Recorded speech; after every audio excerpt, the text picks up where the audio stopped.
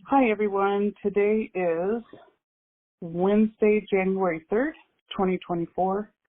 My name is Gayle E. I am a recovered Al-Anon and will be leading this meeting. We want to welcome everyone to our Al-Anon Big Book Recovery meeting. This is a step speaker meeting that meets every Wednesday night at 5:30 p.m. Pacific Standard Time and 8:30 p.m. Eastern Standard Time.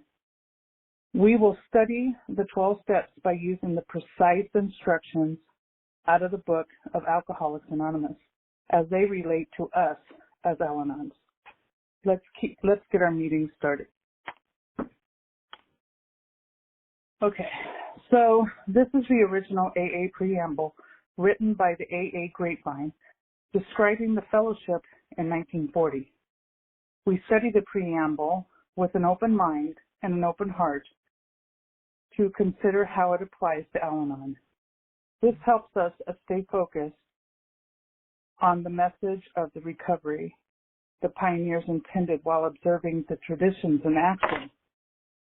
Through the actions taken based on the instructions of the basic text, we comprehend what the pioneers meant when they described the membership of AA, which is that they worked a program of recovery and they no longer drank. In our case, we no longer obsessed over the alcoholic. Through continuous action and study of these principles, the understanding of the value of the original preamble reveals itself. We ask for your humble consideration of our sincere admiration of the pioneers of Alcoholics Anonymous. The simple hope is that we of Al-Anon will grow into some clarity and unity that birthed the original 12-step fellowship, because without them, after all, none of us would be here. The original AA preamble. We are gathered here because we are faced with the fact that we are powerless over alcohol and unable to do anything about it without the help of a power greater than ourselves. We feel that each person's religious views, if any, are his own affair. The simple purpose of the program of Alcoholics Anonymous is to show what may be done to enlist the aid of a power greater than ourselves, regardless of what our individual conception of that power may be. In order to form a habit of depending upon and referring all we do to that power, we must at first apply ourselves with some diligence. By often repeating these acts, they become habitual, and the help rendered becomes natural to us. We have come to know that as alcoholics, we suffer from a serious disease for which medicine has no cure. Our condition may be the result of an allergy, which makes us different from other people. It has been permanently cured by any treatment. Let me read that again. It says, it has never been permanently cured by any treatment with which we are familiar. The only relief we have to offer is absolute abstinence, the second meaning of AA. There are no dues or fees. The only requirement for membership is a desire to stop drinking. Each member squares his debt by helping others to recover. An Alcoholics Anonymous member is an alcoholic who, through the application of and adherence to the AA program, has forsworn the use of any and all alcoholic beverages in any form. The moment he takes so much as one drop of beer, wine, spirits, or any other liquid containing alcohol, he automatically loses all status as a member of Alcoholics Anonymous. AA is not interested in sobering up drunks who are not sincere in their desire to stay sober for all time. Not being reformers, we offer our experience only to those who want it. We have a way out on which we can absolutely agree and on which we can join in harmonious action. Rarely have we seen a person fail who has thoroughly followed the program. Those who do not recover are people who will not or simply cannot give themselves to the simple program. Now, you may like our program, or you may not, but the simple fact remains that it works and, we believe, is our only chance to recover. There is a vast amount of fun included in the AA fellowship. Some people might be shocked at our seeming worldliness and levity, but just underneath there lies a deadly earnestness and a full realization that we must put first things first, and with each of us, the first thing is the solution to our alcoholic problem. To drink is to die. Faith must work 24 hours a day in and through us, or we perish. In order to set our tone for this meeting, I ask that we bow our heads in a few moments of silent prayer and meditation, followed by the Serenity Prayer. Prayer. God, grant me the serenity to accept the things I cannot change, the courage to change the things that I can, and the wisdom to know the difference. Thy will, not mine, be done. I wish to remind you that whatever is said at this meeting expresses our own individual opinion as of today and as of up to this moment. We do not speak for AA as a whole, and you are free to agree or disagree as you see fit. In fact, it is suggested that you pay no attention to anything which might not be reconciled with what is in the AA Big Book. If you don't have a big book, it is time you bought one. Read it, study it, live with it. Follow the directions in it, and learn what it means to be an AA. And that's the end of the preamble. A sponsor is anyone who has had a psychic change as a result of working the steps and has the willingness to work with others. For those who are a sponsor to guide, for those looking for a sponsor to guide them through the steps, please stay tuned and have your pens ready to record phone numbers immediately after the meeting. Each Al-Anon group ought to be a spiritual entity having but one primary purpose, that of carrying the message to the Al-Anon who still suffers. This is our primary spiritual aim. Our job as a group is to provide people with a place to learn about and work the steps. It has been our experience that working the steps consistently provides us with a better, saner life. We consider all else to be an outside issue.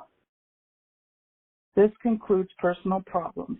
The proper venue for sharing such problems is with a sponsor. This is, after all, where the real recovery takes place in the steps with a sponsor, working the steps with a sponsor. We are just so glad we are all here, and we are all here because we are not all there. There will be a period of fellowship after the meeting. If you have questions, if you need a sponsor, if you need to check in or get current, or if you want to discuss other literature, please stick around for the fellowship. That would be a better time for these subjects. Okay, because it is the first Wednesday of the month, we are going to be covering steps 1 through 3. And if you have your books and you want to read along, you can go ahead and get it out and read along with me. So, on the title page, it states, Alcoholics Anonymous, the story of how many thousands of men and women have recovered from alcoholism. It's incredible because this number today is in the millions. This program has helped millions of people, and it continues to grow. We get into the program, we go through the steps, and we live the steps on a daily basis, and then we in turn help others to get into the program and do the steps. And it's just a cycle, the continuous cycle of helping. That is what this is all about. All right, let's move on and go to the preface XI.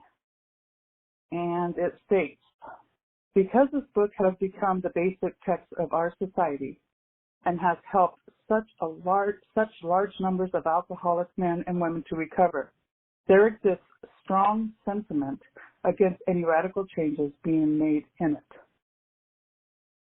And if you think about it, in 1940, when this book was written, nothing's changed. It's still the original. So now let's go to the forward. Let's go to the forward to the first edition, XIII, and it reads, "We of Alcoholics Anonymous are more than 100 men and women who have recovered from a seemingly hopeless state of mind and body. To show other alcoholics precisely how we have recovered is the main purpose of this book. For them, we hope these pages will prove so convincing that no further authentication will be necessary. We think this account of our experience will help everyone to better understand the alcoholic. Many do not comprehend that the alcoholic is a very sick person. And besides, we are sure that our way of living has its advantages for all." Again, we are talking about more than 100 men and women. That number has drastically changed. In this passage, it discusses the mind. And the mind is the bigger problem, right? And how did we show them how we recovered? This book was created for that reason. This book was created to show us the problem and the solution. It was also created for those reasons and to keep us in that solution. That's the main thing in this, is keeping us into that solution. When we come into this program, we are hopeless, right? We have that state of mind that there is no solution. And for whatever reason we are brought to this program, we can find that solution in this book. Listening to other people's stories, we can relate exactly the way they felt, because we felt that way. Then when we think about it, if it worked for them, why can't it work for us? And so that's the main focus of this book. Okay, let's move on and let's go to page 59. And we're going to read step 1. And it says, "We admitted we were powerless over alcohol, that our lives had become unmanageable." I had someone once tell me that before Al-Anon and going through the steps with their sponsor, they considered alcoholism as a weakness. They thought they could stop, and every time they put a drop of alcohol into their body, they were weak. They didn't have that willpower. When you think of it this way, the amount of disappointment one would feel when they wouldn't listen to you and do what was best, it was heartbreaking. You became angry, resentful, hurt feelings because they didn't do what you wanted them to do. And in our minds, what we wanted them to do was for the best. It was going to fix all the problems. After going through the steps, they knew it was a very serious illness. This was something that they had no control over. They were powerless over it and could not help themselves. Reading the book, studying the book, and doing the steps helps gain that perspective that there is a solution. It just goes to show you that if you are willing to do the work, you can change that mind thought that we've always had of them being weak to knowing it is a serious illness. We had to admit that we were powerless over our way of thinking, right? At what point did it take? The amount of time we spent trying to control a person, a situation, it was exhausting. At the time that we do it, we think that we are doing good. We know what's best, and if they would just listen to us, it would be fine. After doing it over and over and over again, we still had that frame of mind. After time goes by, what we are doing and saying becomes out of control. We know that there is something wrong with us, and we have to try and fix it. Funny, because all this time we're trying to control, now we're trying to control ourselves to fix it. and depending on self-will to do it. Going through the steps and doing the work, we are promised a solution as long as we put that, the work into it. Okay, so let's move on. Let's go to the doctor's opinion page on XXVIII, and it's going to be that first paragraph, and it says, we believe, as so suggested a few years ago, that the action of alcohol on these chronic alcoholics is a manifestation of an allergy, and the phenomenon of craving is limited to this class and never occurs in the average temperate drinker. These allergic types can never safely use alcohol in any form at all, and once having formed the habit and found they cannot break it, once having lost their self-confidence, their reliance upon things human, their problems pile up on them and become astonishingly difficult to solve. So in the Al-Anon part of us, we were just so frustrated and angry and trying to change everything to the way we wanted them to act or change the situation to the way that we wanted it, that it started to change us. In our work life, things were chaotic. In our home life, things were chaotic. Our friend circles and situations, and in other ways, it became out of control. It was just our everyday normal thing. We were so convinced that we knew what was best for everyone. If we could just convince them, right? And what did this do to us? It changed our mind thought. It changed our obsession. The more difficult the situation was for us on having to control that, the more obsessed we became. All we wanted was for things to go our way, and we thought that we knew what was best. The amount of time and effort it took to try and take control of that person or circumstances became our way of life. We would win some battles, and we would be victorious, and that felt good, right? It felt good that we would win some of those. But then we would lose again. If you're trying to control a person, place, or thing, we're going to lose again. This in turn made us fight harder. If we fought harder, it would be okay. Then we started the circle over and over and over again. We just couldn't break it. Nothing we did was working. And when we saw that it wasn't working, we fought even harder. And in our sick minds, we were just trying to help. And in our sick mind, if they would just do what we wanted, or if things would go just the way that we wanted, everything would be perfect. Step one stated that we were powerless. We could not do this anymore. And we were at a point that we knew nothing we were doing was helping, right? We could fight and fight and fight, but after time, it became exhausting. All the amount of energy we put into trying to get our way or trying to help in a way was exhausting. At this point, it gets into desperation. And we know that nothing we do or say is going to change it. At this point, we knew that we were powerless. Nothing that we were doing was going to help the situation. Nothing that we were going to do that we were doing was going to change that person to the best way, which was our way. Okay, let's move on and go to that same page on XXVIII. And we're going to go to the bottom paragraph.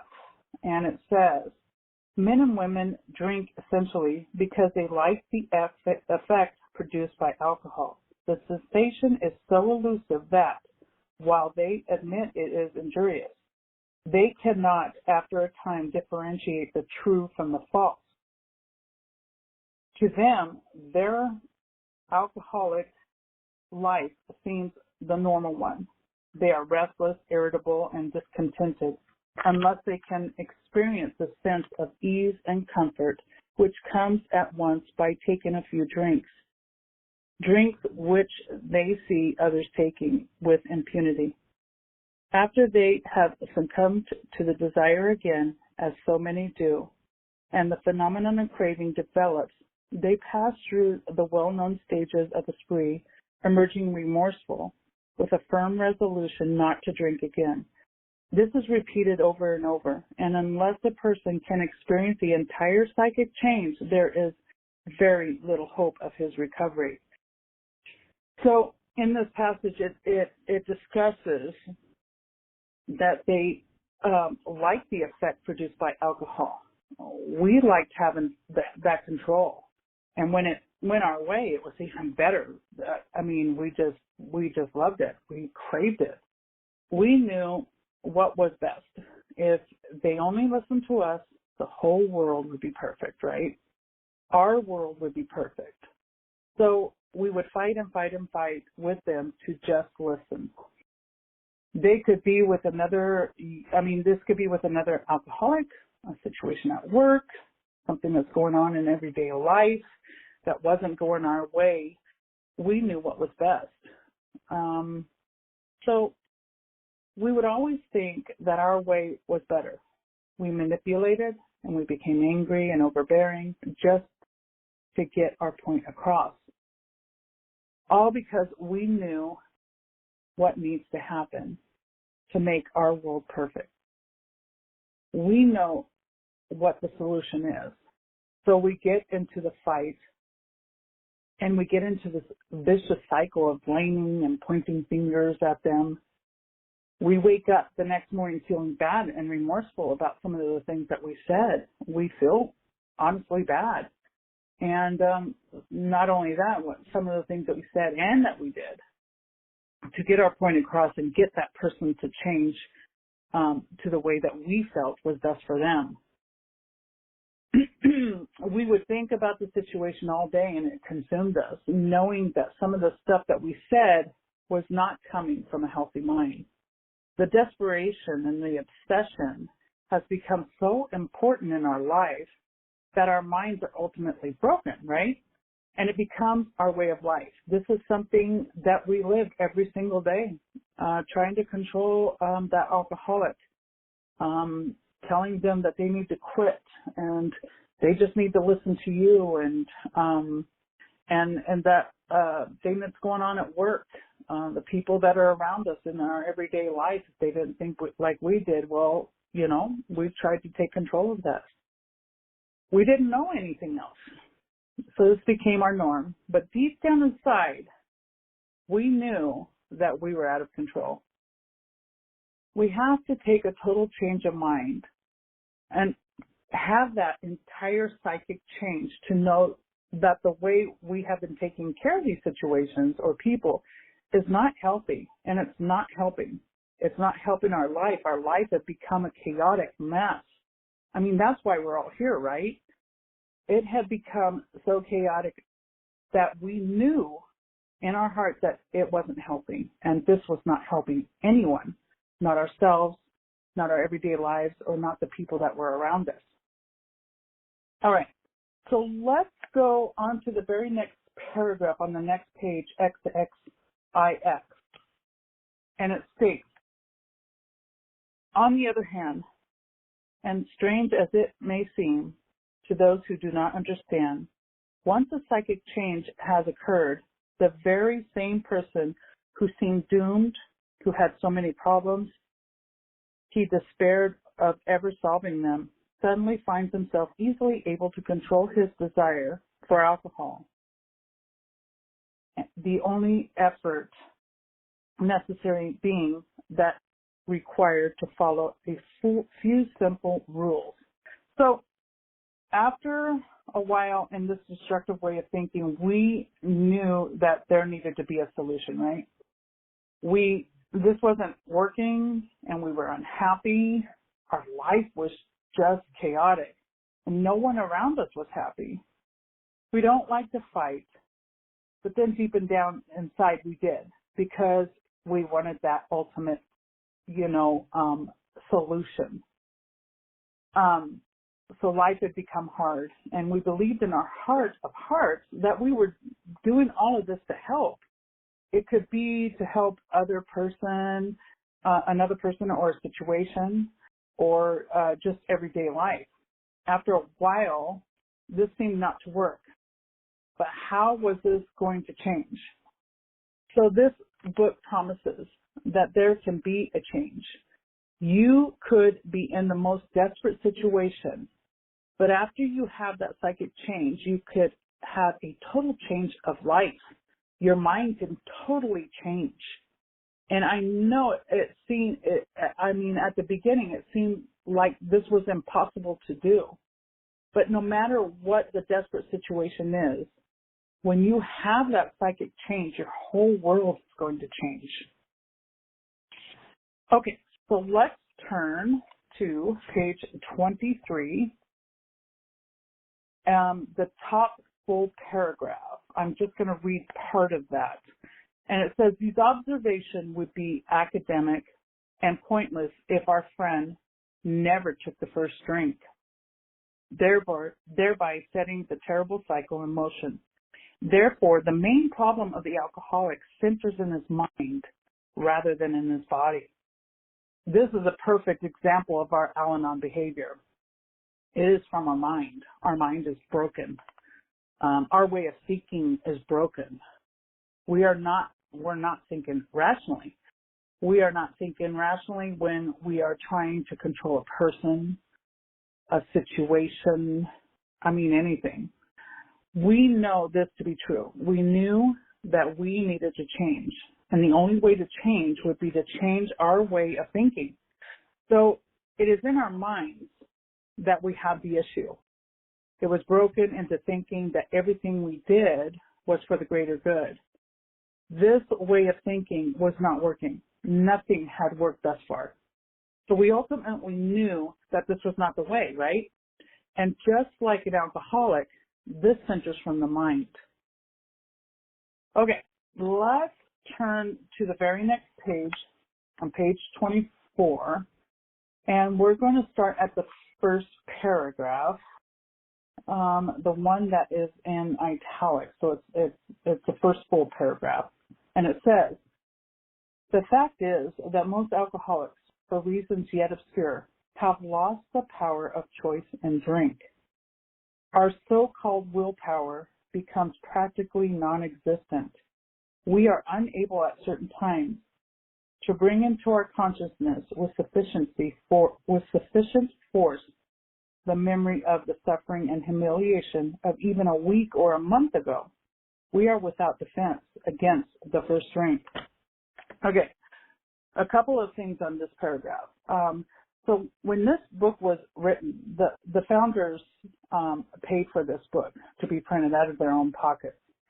To put a passage in the book with italics meant paying more money. It cost more money to do this.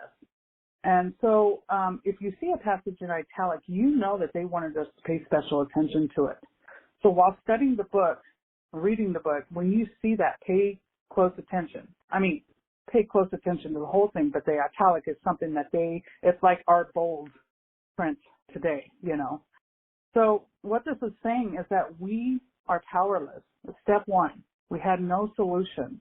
Nothing we were doing was helping. Willpower to change our way of thinking was not working. We would say, okay, I'm not going to react that way again, only to do it over and over again. The amount of desperation we felt, eventually we knew that this wasn't working. Eventually we knew that something inside of ourselves was the problem. And we weren't finding the solution and trying to change the way that we thought of things and the way that we did things in our everyday life. It just wasn't helping. Okay, so now let's go back to page 59. I'm done with the step one. So we're going to go on to step two, and it reads, came to believe that a power greater than ourselves could restore us to sanity. Here lies our solution. If if we believed in that higher power, it could restore us to our sanity. Okay, let's go to page 25. We're going to go to that bottom paragraph. Let's see here. If you are as, okay, let's do that again. If you are as seriously alcoholic as we were, we believe there is no middle of the road solution. We were in a position where life was becoming impossible. And if we had passed into the region from which there is no return through human aid, we had but two alternatives. One was to go to the bitter end, blotting out the consciousness of our intolerable situation as best as we could, and the other to accept spiritual help. We're going to stop right there. Getting through step one, we had to come to the realization that we were powerless over our lives. And if we're in this program, or if we get interested or seeking, we're already at that point. We already know that we're powerless. Now what? Now what was the next step? Well, the next step is to believe that there is a higher power. Believe that there is something higher than ourselves. You don't have to be religious. You don't have to have a faith per se. All you have to do is believe that there's something higher than yourself. And so once we came to this realization, we were able to accept that spiritual help. Our lives over time had become impossible, and we had choices that we could make. We had to change our way of thinking and accept the spiritual help. So number one is powerlessness. Number two is all you have to do is just come to the realization that there's a higher power, and that higher power could help us. All right, let's go to page 43. And we're going to go to the bottom paragraph of that page. And it states, once more, the alcoholic at certain times has no effective mental defense against the first rank. Except in a few rare cases, neither he nor any other human being can provide such a defense. His defense must come from a higher power.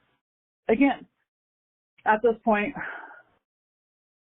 we're here, right? We're here in this meeting. We're here with our sponsors.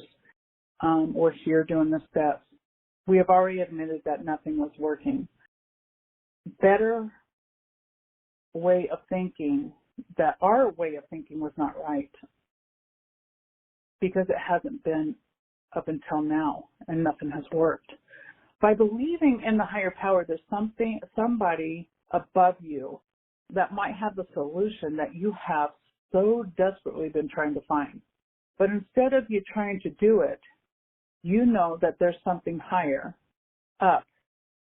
And then that higher up, that higher power, that God, whatever it is with you, as you understand them, might have that solution. We as Al-Anon think that we have the solution to everything. But over time, the thought that we thought we knew, nothing was working. As a matter of fact, it was just getting worse and worse. Our life was becoming more and more chaotic. Over time, we became so desperate that we're trying to find the solution in anything. Some of us go to counseling, some of us go to church, some of us go reach out to others to find a solution. And this book, when you are willing to put in the work and follow these steps and work with your sponsor, the book is promising us a solution. Right here in front of us, this book that we're reading today is promising us a solution. All right, let's go to page 45, and we're going to go to that first full paragraph. It says, lack of power, that was our dilemma. We had to find a power by which we could live. And it had to be a power greater than ourselves, obviously. But where and how were we to find that power? Again, there's that italic on when it says power greater than ourselves. So we need to pay special close attention to it, because that's where our solution is, right there in that italic passage right there. This part of the paragraph states that lack of power was our dilemma. We were at the point that our power, as we perceived it, was just a thing we thought we had from our broken minds. Our way was better, right? If they would only listen to me, right? We thought that if we were in control and had that power, everything would be okay. Our dilemma was that we lacked that. We lacked all that power that we thought we had. So how do we find it? We will find it in our higher power. That will be our solution, and that will be our only solution. All right, let's turn to the next page on page 47, and we're going to go to that second paragraph, and it says, we had to have the willingness to believe that there is something greater. Let's do this again. Sorry. We needed to ask ourselves but one short question. Do I now believe, or am I willing to believe, that there is a power greater than myself? As soon as a man can say that he does believe or is willing to believe, we emphatically assured him that he is on his way. It has been repeatedly proven among us that upon the simple cornerstone, a wonderfully effective spiritual structure can be built. There it is. There it is in a nutshell. It really did not matter what faith or spirituality you are, or we were. To do step 2 is to only believe that there is a higher power and that that power can change our broken minds. The higher power could change our way of thinking. This is what, not only change our way of thinking, but reform that way of thinking to where we're dependent on the higher power and not us. This is what we were searching for, right? We are trying to find that solution, and we have come to know that there is something higher than ourselves. We were ready to move on to step 3. So let's go back to page 59, and we're going to read step 3, and it reads, made a decision to turn our will and our lives over to the care of God as we understand Him. Okay, so all of this time we have been playing God and trying to take care of situations and trying to take care of people where, you know, our way of taking care of them was to get them to change to the way that we thought was best. But once we come to this conclusion that we can turn it all over, we now had to turn it over to our higher power. At all this time, we had taken all of this and put it all on our shoulders. We had this huge boulder just weighing on us. We were obsessed. We'd wake up in the morning wondering what was going to happen or how we were going to take care of it. And we just had this huge boulder on our shoulders. We took on the fight to make any person see it our way, to try and change any situation in our way of thinking. Now we had to turn it over. What a concept, right? All this time we have been carrying that burden of fixing everything that we felt was broken. This had in turn taken the focus off of our part. We were so broken, so obsessed, so consumed by what was going on around us, but we couldn't see the harm that we were causing. How would it feel to take all of that burden, all of that anguish, all of that way of thinking, and giving it to someone else and saying, here, I give this to you. I no longer want to do it. I don't want any responsibility with it. I'm giving this to you and trusting you will take care of it. Can you imagine the huge weight that you will feel? Step 3 is a very, very important step. The 1 and 2 just build up to that step 3. We were powerless. We believed in a higher power. But to give that all to somebody else and say, I'm not doing this anymore, I'm done, I'm going to give this to you, and I'm going to trust that you can take care of it.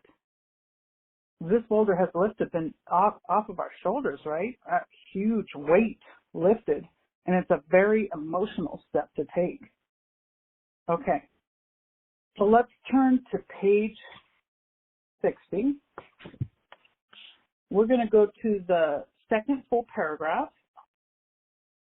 and it says, our description of the alcoholic, the chapter to the agnostic, and our personal adventures before and after make clear 3 pertinent ideas. A, that we were alcoholic and could not manage our own lives. B, that probably no human power could have relieved our alcoholism. And C, that God could and would if he were sought.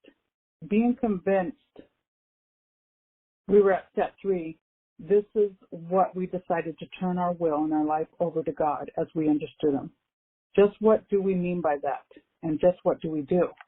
Okay, so let's get into this. A is step 1, right? That we were alcoholic and could not manage our own lives. We couldn't manage our own lives. And in this case, it was that we were Al-Anon and we couldn't manage our own lives. B is step 2.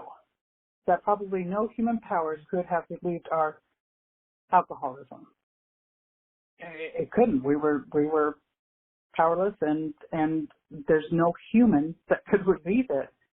And that's when we take it to our higher power. And then C is step 3, that God could and would if he were sought. So if we seek him, it could be relieved. All of this could be relieved. We had to release our will and our life over to God as we understood him. This was our problem. All the time, all of the energy wasted in our minds trying to control other people and other situations. Now we had the solution. This is an important realization to our journey. Okay, so now let's go to the very next paragraph. Let me see here. Where am I at? It says the first requirement that we be convinced that any life run on self-will can hardly be a success. On that basis, we are almost always in collusion with something or somebody, even though our motives are good. Most people try to live by self-propulsion. Each person is like an actor who wants to run the whole show. Is forever trying to arrange the lights, the ballot, the scenery, and the rest of the players in his own way. If his arrangement would only stay put, if only people would do as he wished, and the show would be great. Everybody, including himself, would be pleased. Life would be wonderful. And trying to make these arrangements, our actor may sometimes be quite virtuous. And I'm going to stop right there. So if you go, this paragraph is the perfect example of Al-Anon. We were the actor trying to run the whole show. We were trying to change everything. We had our minds believing that we were doing good. We would try and change the people's situations and other things to our way of thinking. How can we control anything or anyone other than ourselves? We can't. We can't. We can suggest, we can talk, but we can't really change them.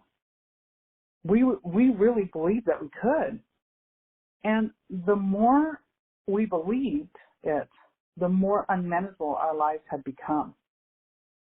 But we could move forward because it worked, but we couldn't move forward with it because it worked our way.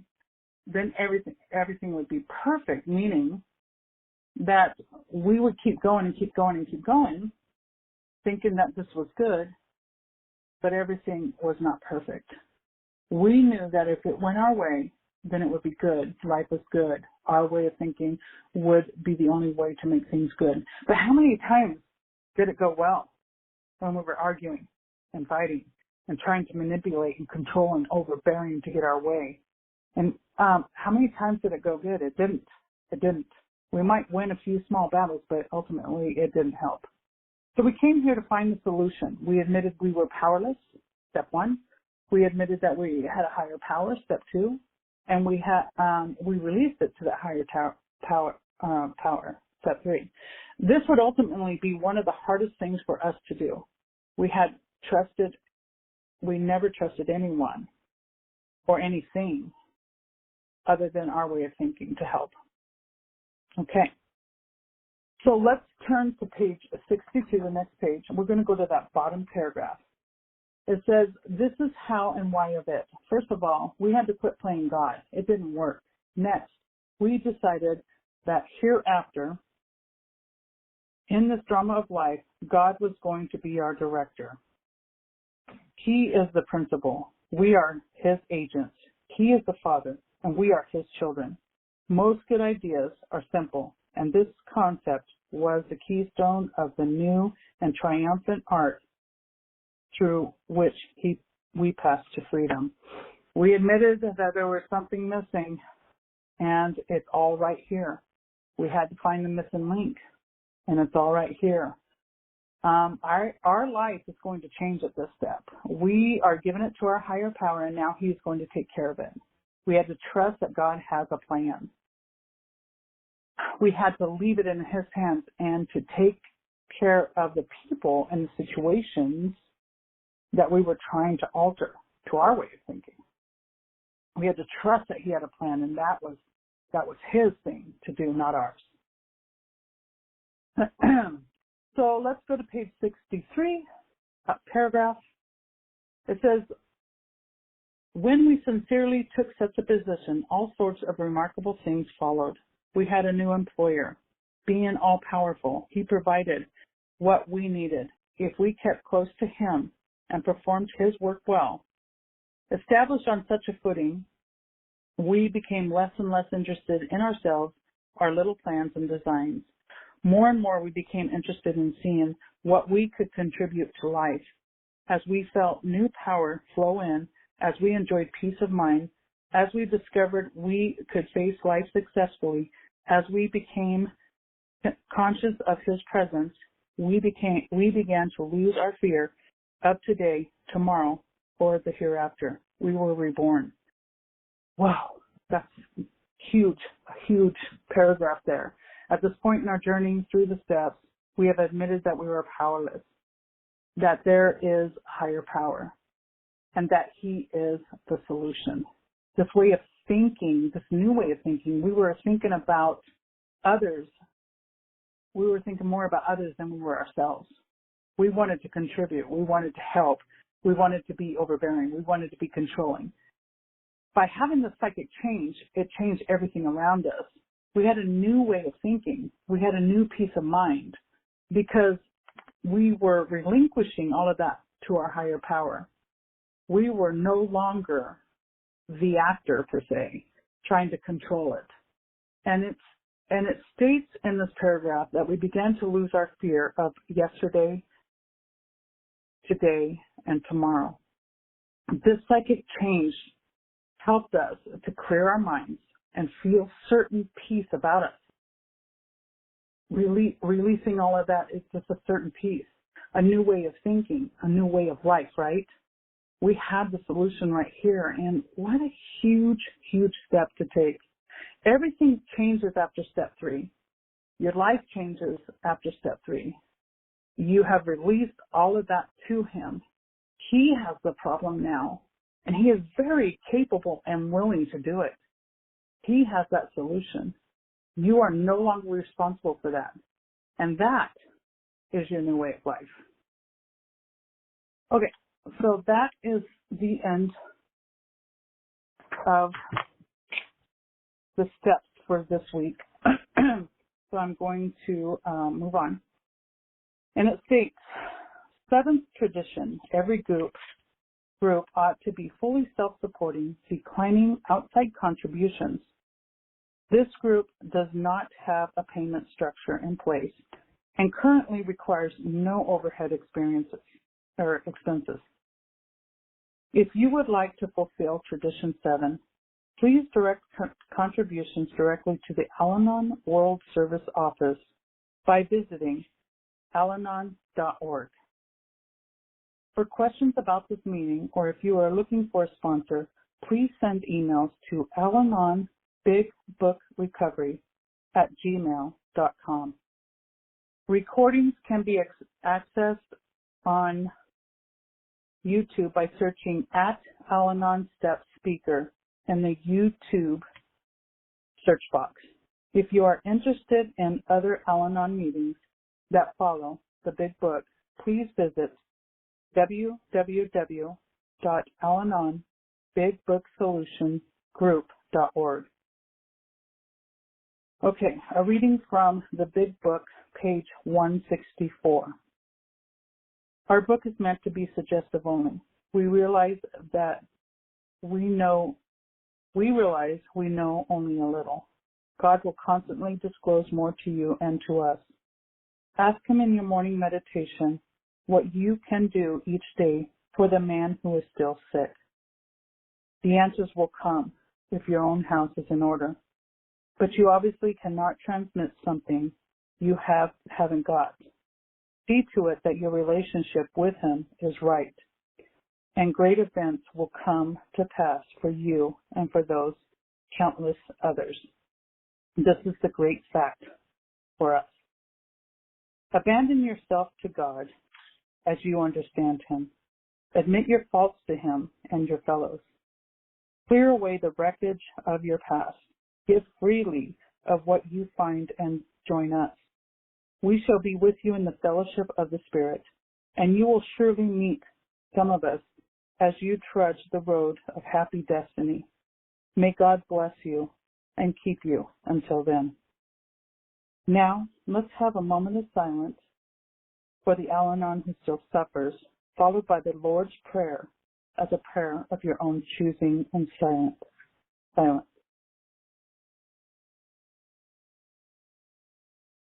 Prayer.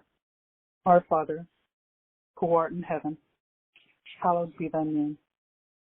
Thy kingdom come, thy will be done, on earth as it is in heaven. Give us this day our daily bread, and forgive us our trespasses, as we forgive those who trespass against us. And lead us not into temptation, but deliver us from evil. For thine is the kingdom, the power, and the glory, forever and ever. Amen. Okay, this meeting is no longer going to be recorded.